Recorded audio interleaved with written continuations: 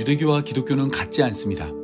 신약 성경이 쓰여지기 전 유대교와 기독교는 똑같이 구약 성경을 하나님의 말씀으로 이해했지만 언제나 결론은 달랐습니다.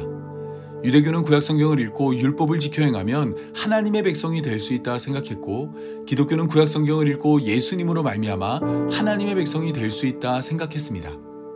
똑같은 내용을 읽었지만 유대교는 자기 행위를 의지했고 기독교는 하나님의 은혜를 의지한 것입니다.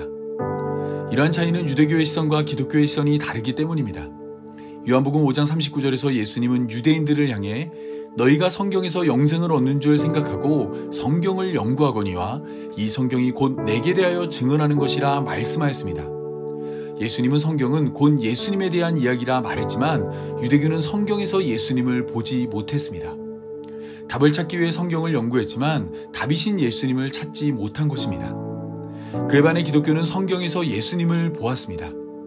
예수님의 말씀대로 답이신 예수님을 앞세워 모든 성경에서 답이신 예수님을 발견했습니다.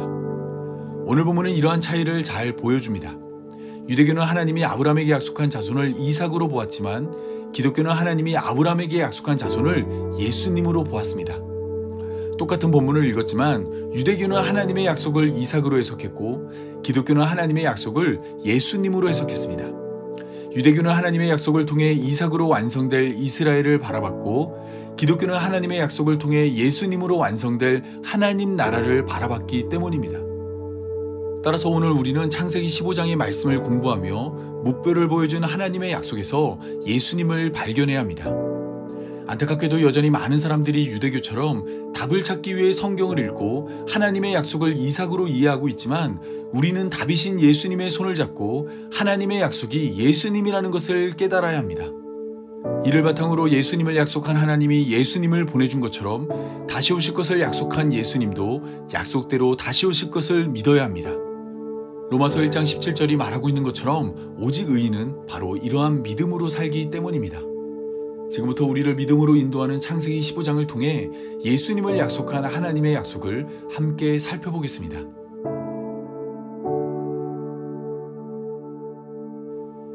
하나님의 말씀이 환상 중에 아브라함을 찾아왔습니다. 하나님은 아브라함에게 아브라함아 두려워하지 말라 말씀하였습니다. 그 이유는 소개되지 않지만 하나님의 말씀을 미루어 살펴보면 아브라함은 무언가를 두려워했던 것이 분명합니다.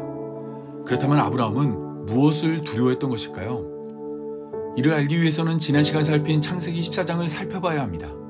아브라함은 그의 조카 롯이 동방의 포로로 잡혀간 것을 알게 되었습니다.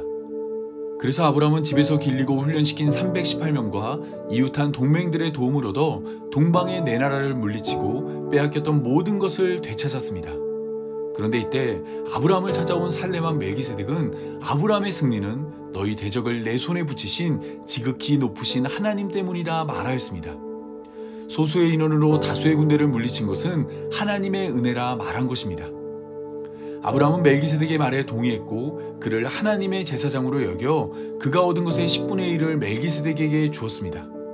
그의 승리는 그를 부르시고 돌보시며 땅과 자손을 약속한 하나님의 도움이란 것을 믿은 것입니다.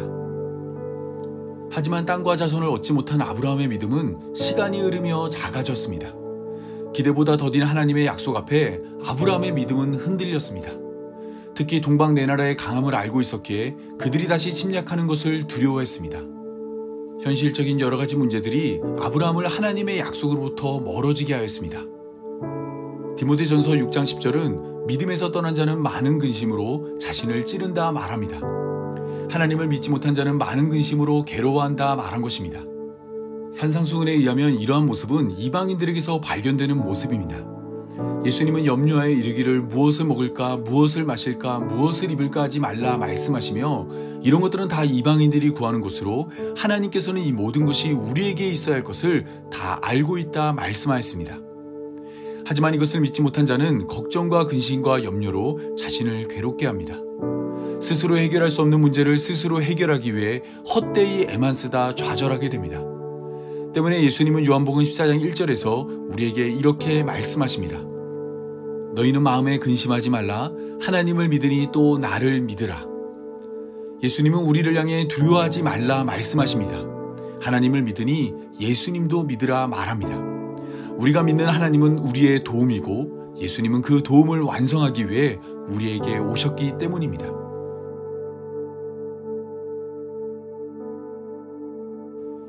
하나님은 두려워하는 아브라함에게 나는 내 방패요 너의 지극히 큰 상급이라 말씀하였습니다. 하나님의 아브라함의 방패라는 말은 하나님이 전쟁에서 아브라함을 승리하게 한 것처럼 앞으로도 그의 삶을 지켜주겠다는 말입니다. 또한 하나님이 아브라함의 지극히 큰 상급이라는 말은 전쟁에서 승리했지만 아무것도 취하지 않은 아브라함의 전리품은 하나님이라는 말입니다. 하나님께서 작은 믿음으로 두려워하는 아브라함에게 나타나 하나님은 여전히 그를 돌봐주고 하나님이 아브라함의 삶을 가득 채울 것이라 말씀하신 것입니다. 하나님의 약속이 여전히 유효하다는 것을 확인한 아브라함은 하나님이 지극히 큰 상급이라는 말을 듣고 입을 열어 하나님께 물었습니다. 주 여호와여 무엇을 내게 주시려 하나이까? 나는 자식이 없사오니 나의 상속자는 이 다메섹 사람 엘리에셀입니다. 고대 근동의 문화를 살펴보면 자식이 없는 사람은 그에 가까운 친척 중에서 상속자를 택하거나 종들 중 하나를 상속자로 삼을 수 있었습니다. 아브라함의 경우에는 그의 조카 롯이 아브라함의 상속자가 될 수 있었으나 그는 아브라함과의 갈등 끝에 동쪽 땅을 택해 소돔으로 떠났습니다. 때문에 이제 아브라함이 선택할 수 있는 사람은 종들 중 하나인 다메섹 사람 엘리에셀 뿐입니다. 아브라함은 현재의 상황을 하나님께 따졌습니다. 아브라함이 또 이르되 주께서 내게 씨를 주시지 아니하셨으니 내 집에서 길린 자가 내 상속자가 될 것이니이다. 아브라함은 문제의 원인을 하나님에게서 찾았습니다. 하나님이 약속을 지키지 않아 자신의 종이 자신의 상속자가 되는 일이 벌어질 것이라 말했습니다. 이러한 표현은 선악과를 먹은 아담의 행동과 같습니다. 아담은 선악과를 먹은 후 하나님이 주셔서 나와 함께 있게 하신 여자 그가 그 나무 열매를 내게 주므로 먹었다 말하였습니다. 하나님이 하와를 주지 않았다면 선악과를 먹지 않았을 텐데 하나님이 하와를 주셔서 자신이 선악과를 먹었다 말한 것입니다. 여기서 우리는 믿음을 떠난 자의 반응을 살필 수 있습니다. 그것은 바로 하나님을 향한 원망입니다. 하나님이 자신이 원하는 대로 해주지 않았기 때문에 자신은 죄를 범할 수밖에 없다 생각합니다. 출애굽한 이스라엘 백성들은 광야 세월이 길어지자 악한 말로 하나님을 원망했습니다. 가나안 땅을 정탐한 후에는 그 땅을 허락한다는 하나님의 약속을 믿지 못해 어찌하여 여호와가 우리를 그 땅으로 인도하여 칼에 쓰러지게 하려 하는가? 우리 처자가 사로잡히리니 애굽으로 돌아가는 것이 낫지 아니하랴라고 말하였습니다. 하나님의 약속을 믿지 못해 결국에는 하나님을 원망하는 자가 된 것입니다. 우리는 이러한 자가 되지 않기 위해 하나님의 약속을 오해해서는 안 됩니다. 예수님은 너희가 악한 자라도 좋은 것으로 자식에게 줄 줄 알거든 하물며 하늘에 계신 너희 아버지께서 구하는 자에게 좋은 것으로 주시지 않겠느냐라고 말씀하였습니다. 이 말씀에 의하면 하나님은 우리에게 좋은 것을 주시는 분입니다. 자식이 돌을 달라 할 때 돌을 주지 않고 떡을 주며 자식이 뱀을 달라 할 때 뱀을 주지 않고 생선을 주십니다. 하나님은 자식이 원하는 대로 주는 분이 아니라 자식에게 좋은 것을 주는 분입니다. 모든 것을 알고 모든 것을 알 수 있는 전지하고 전능하신 하나님이 그의 자식된 자에게 가장 좋은 것을 주십니다. 지금 우리가 서 있는 이 자리는 바로 그러한 자리입니다. 우리를 우리보다 잘 알고 계신 하나님이 우리에게 가장 좋은 것을 허락하여 우리에게 지금의 자리를 허락하였습니다. 우리가 보기에는 우리의 자리는 보잘것없고 초라하며 실패한 것처럼 보이지만 하나님의 생각은 다릅니다. 하나님은 우리에게 가장 좋은 것으로 지금의 자리를 허락하였습니다. 이때 하나님이 생각하는 가장 좋은 자리의 기준은 우리의 구원입니다. 하나님은 우리가 부자가 되고 건강하며 명예를 얻는 삶보다 우리가 구원받는 삶이 되길 원합니다. 이를 위해 하나님은 하나님이 가진 풍성한 지혜로 지금 우리의 삶을 허락하였습니다. 우리가 보기에는 아쉬움이 많은 삶이지만 하나님 보시기에 우리의 삶은 하나님이 우리를 구원하시기에 가장 좋은 삶입니다. 좋은 것 주시는 하나님이 우리의 구원을 위해 가장 좋은 삶으로 지금 우리의 삶을 인도한 것입니다. 따라서 우리는 좋은 것 주시는 하나님을 믿음으로 지금 서 있는 자리에서 하나님께 감사해야 합니다. 더 나은 삶을 갈망하여 애굽을 그리워한 광야의 이스라엘 백성처럼 믿음에서 떠나 근심으로 자기를 찔러 하나님을 원망하는 자가 되어서는 안 됩니다. 우리를 구원하기 위해 가장 좋은 곳으로 준비한 가족과 직장과 친구와 이웃과 교회에 감사하며 모든 관계 속에서 힘차게 움직이는 하나님의 손길을 발견해야 합니다. 지금 우리의 삶은 전지하고 전능하신 하나님이 우리를 위해 준비한 가장 좋은 삶입니다.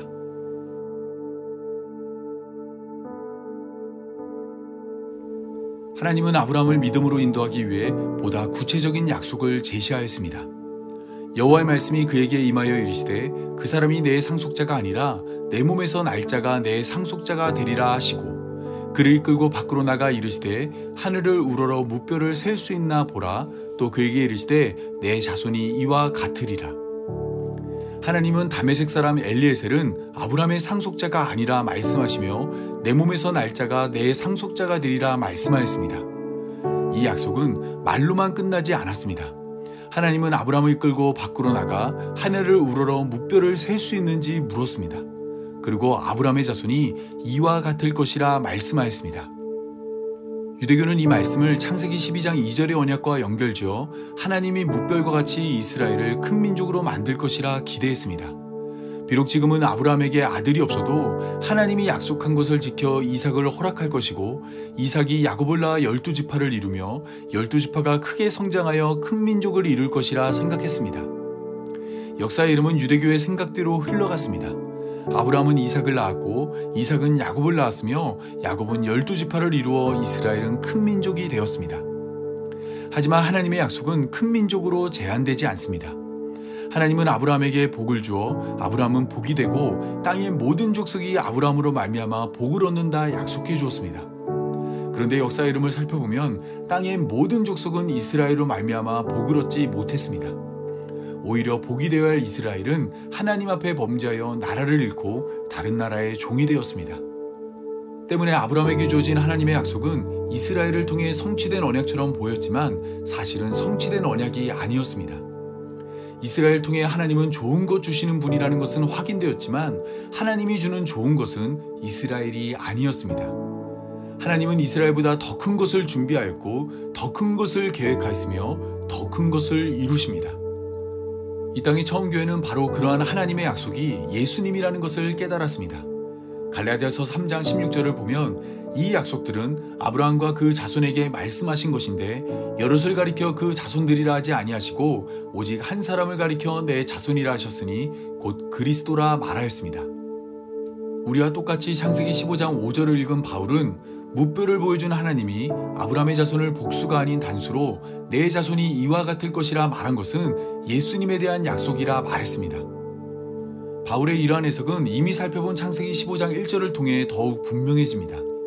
하나님은 두려워하는 아브라함에게 나타나 나는 내 방패요 너의 지극히 큰 상급이라 말하였습니다. 여기서 아브라함은 하나님을 상주는 분으로 오해하여 아들을 달라 요구하였지만 다시 한번 하나님의 말씀을 자세히 살펴보면 나는 너의 지극히 큰 상급이라 말씀하신 하나님은 아브라함에게 상을 주는 분이 아니라 하나님 자신이 아브라함의 상이라 말씀하신 것입니다. 아브라함에게 무뼈를 보여주기 전부터 하나님은 자신을 주겠다 말씀하신 것으로 이는 하나님으로 이 땅에 오실 예수님에 대한 계획입니다. 처음부터 하나님은 자신을 아브라함에게 줄 것을 작정하신 것입니다. 하나님은 우리의 지극히 큰 상급입니다. 친구를 위하여 목숨을 버리면 이보다 더 큰 사랑이 없다 말씀하신 예수님은 우리를 친구라 부르며 자신의 전부인 생명을 우리에게 허락하였습니다. 하지만 하나님을 상주는 분으로만 이해한 자들은 이 사실을 기대하거나 이해할 수 없어 하나님이 내려주실 상 아래 부스러기에만 관심을 가집니다. 믿음을 통해 하나님을 원하지 않고 수고와 헌신으로 하나님이 내려줄 것만 원합니다. 데살로니가후서 2장 11절에서 12절에 의하면 이러한 자들은 불의를 좋아하는 자들로 하나님이 보낸 미혹의 역사에 속아 거짓 것을 믿음으로 결국에는 심판에 이르게 됩니다. 디모데후서 3장 6절에서 7절에 의하면 여러 가지 욕심에 끌린 바 되어 항상 배우나 끝내 진리의 지식에 이를 수 없습니다. 하나님을 상주는 분으로만 아는 자는 심판에 이르고 하나님을 상으로 여기는 자만 구원에 이를 수 있습니다.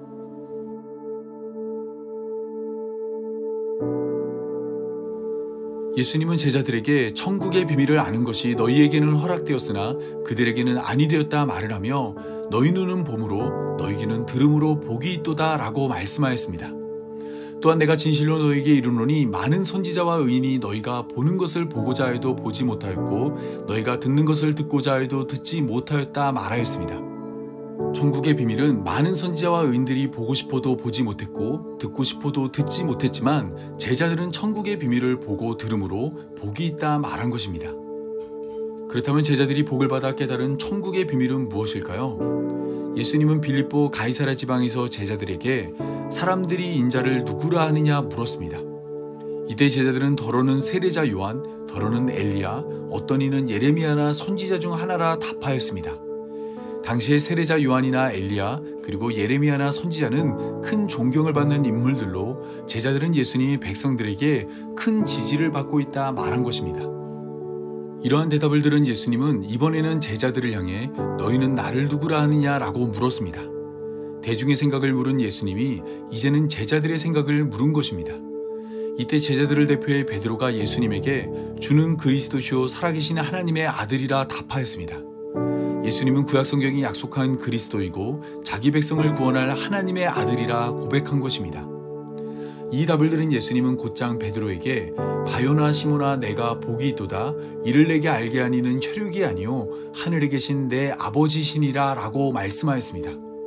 베드로가 천국의 비밀을 보고 들은 복 있는 자이고 이러한 복을 주신 분은 하늘에 계신 하나님이라 말씀하신 것입니다. 이처럼 천국의 비밀을 아는 것은 복 있는 자에게만 주어지는 하나님의 은혜입니다. 많은 선지자와 의인들은 예수님을 보고 싶어도 보지 못했고 듣고 싶어도 듣지 못했습니다. 같은 성경을 읽고도 성경 안에서 차고 넘치는 예수님을 발견하지 못했습니다. 가장 뛰어난 민족이라 불리는 유대인들에게 예수님으로 가득 찬 성경을 맡겼지만 그들은 예수님을 알아보지 못했습니다. 하나님께 충성한다 말한 자들이 하나님으로 우리에게 오신 예수님을 십자가에 매달았습니다. 낯 놓고 기억자도 모르는 사람처럼 예수님을 담고 있는 성경을 앞에 두고도 예수님을 보지도 듣지도 못한 것입니다. 따라서 오늘 본문을 통해 무뼈를 보여주는 하나님의 약속이 예수님이라는 것을 알게 된 우리는 천국의 비밀을 알게 된 복 있는 자입니다. 심령이 가난해도 천국을 얻을 것이고 애통하더라도 위로받을 것이며 온유함으로 땅을 기업으로 받고 의에 줄이고 목이 마르나 배부를 것이며 긍휼히 여김으로 긍휼히 여김을 받고 청결한 마음으로 하나님을 볼 것이며 화평한 삶으로 하나님의 아들이라 일컬음을 듣고 의를 위하여 박해를 받음으로 천국은 우리의 것이 될 것입니다. 예수님을 깨닫게 한 하나님의 복이 우리의 삶을 고난과 박해로 인도하지만 예수님은 분명하고도 정확하게 우리에게 이렇게 말씀하십니다. 너희를 거슬려 모든 악한 말을 할 때에는 너희에게 복이 있나니 기뻐하고 즐거워하라. 하늘에서 너희 상이 큼이라. 지극히 높으신 하나님의 상급이 고난과 박해를 받는 우리를 위해 준비되었습니다. 아브라함에게 무뼈를 보여주며 예수님을 약속한 하나님이 여전히 우리에게 예수님을 약속하고 계십니다. 그 약속을 믿음으로 염려하여 이르기를 무엇을 먹을까 마실까 입을까를 고민하지 않고 오직 우리에게 가장 좋은 것 주어 우리를 구원하는 하나님의 뜻과 계획을 의지하는 성도의 삶이 되기 바라며 오늘 말씀 맺겠습니다. 다 함께 기도하겠습니다. 하나님, 눈에서 비닐 같은 것이 벗겨진 바울처럼 우리에게도 눈에서 비닐 같은 것을 벗겨주옵소서. 물은 있는 자는 받아 넉넉하게 되되 없는 자는 그 있는 것도 빼앗기는 하나님의 비밀을 따라 말씀에서 더욱 풍성하게 예수님을 깨닫는 성도의 삶이 되게 하여 주옵소서.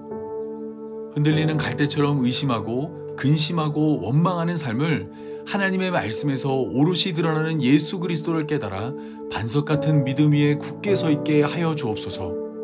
말로만 예수님을 원하고 말로만 예수님을 더 알기 원한다 말하지 않고 진실로 예수님을 원하고 진실로 예수님을 더 알기 원하는 교회로 부름받은 성도의 삶이 되게 하여 주옵소서. 이 모든 말씀 하나님으로 우리에게 오신 우리 구주 예수님의 이름으로 기도합니다. 아멘.